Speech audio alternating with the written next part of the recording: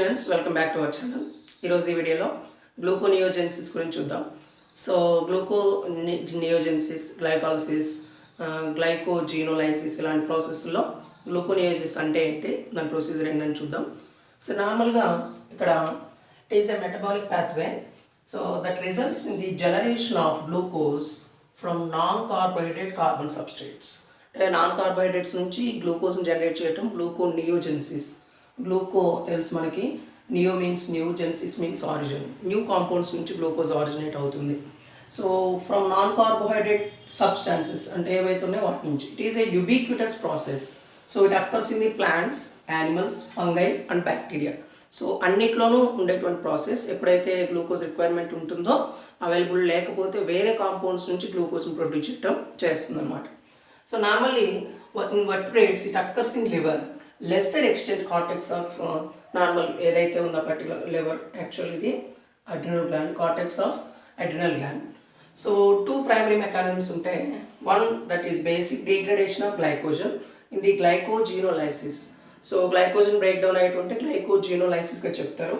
So finally process occurs during periods of fasting. ఎప్పుడైనా ఎక్కువ food తీసుకోకపోయినా, స్టార్వింగ్ బాగా ఆకలి ఉన్నప్పుడు, లో కార్బోహైడ్రేట్ డైట్, తక్కువ కార్బోహైడ్రేట్ డైట్ తీసుకున్నా, ఇంటెన్స్ ఎక్సర్సైజ్ చేసినా సరే ఈ ప్రాసెస్ జనరేట్ అవుతుంది. అంటే స్టార్ట్ అవడానికి రీజన్స్, ఎందుకంటే మన దగ్గర ఫుడ్ లేదు లేదా గ్లూకోజ్ లేదు, అదర్ దాన్ కార్బోహైడ్రేట్ కాంపౌండ్స్ నుంచి మనకి గ్లూకోజ్ ప్రొవైడ్ చేయాలన్నప్పుడు ఈ ప్రాసెస్ స్టార్ట్ అవుతుంది.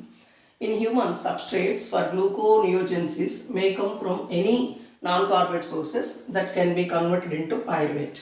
సో కార్బోహైడ్రేట్స్, నాన్ కార్బోహైడ్రేట్ వాటి నుంచి ఏ సోర్సెస్ నుంచి అయినా సరే సో మ్యాక్సిమం అంతా కన్వర్ట్ అయ్యేది పైరువేట్గా కన్వర్ట్ అయ్యేది, లేదా ఇంటర్మీడియట్ ఆఫ్ గ్లైకాలసిస్ ప్రాసెస్ ఏదో ఒక రకమైనటువంటి ఒక ప్రోడక్ట్గా కన్వర్ట్ చేయగలదు.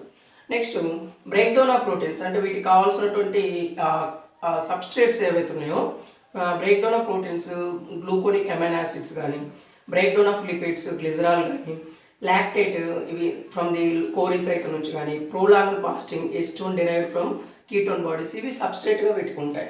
General it is endergonic process. So particular ఆర్గాన్లో, లివర్లో ఇలాంటి వాటిలో జరుగుతూ ఉంటే hydrolysis of ATP, GTP is required. So effectively making the process exergonic. So ఆ ఏటీపీ, జీటీపీస్ ఉండి హైడ్రాలసిస్ జరిగి ఆ ప్రాసెస్ని మనకు కావాల్సిన విధంగా కన్వర్ట్ చేయగలం. For example pyruvate converted into glucose 6-phosphate in the normal procedure.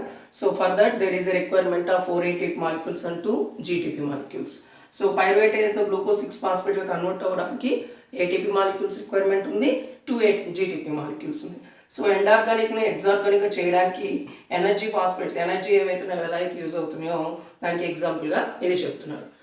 సింప్లీగా మీరు చూసుకోవాలంటే గ్లూకోనియోజెన్స్ గురించి ఇలా చెప్పుకోవచ్చు. ఈవెన్ దీనికి బీటా ఆక్సిడేషన్ నుంచి వచ్చే అంటే ఏదైతే ప్రొసీజర్ కూడా జరుగుతూ ఉంటుంది. సో ఇది gluconeogenesis. Thank you for watching.